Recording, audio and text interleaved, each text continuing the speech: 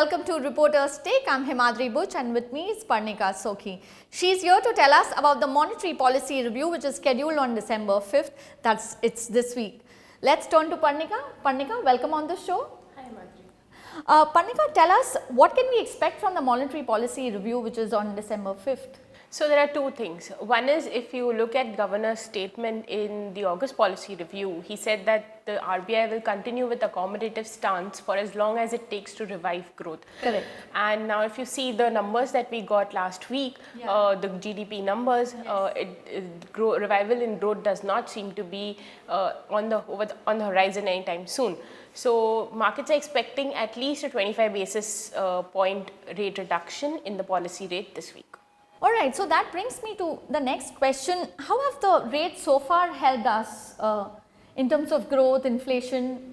So if you see, RBI has cut policy rate by around 135 basis points since February this year. This week would be its sixth consecutive rate cut. Now, lenders have actually passed on only partial benefits of these rate cuts to the borrowers. And also this is despite the RBI coming out with a new benchmarking system for loan pricing. So that will take time to set in. That was introduced in August.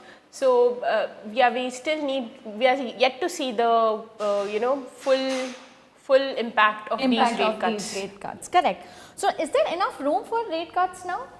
That's a good question, because if you see, the policy rate is just 40 basis points away from historical lows. Okay. Now, this was when the global financial crisis took place, and RBI had to cut as low as 4.75.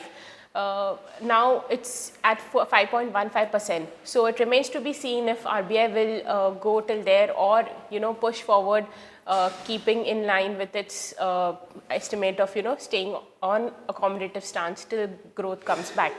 But you also have to see that the bigger concern here is slow credit demand.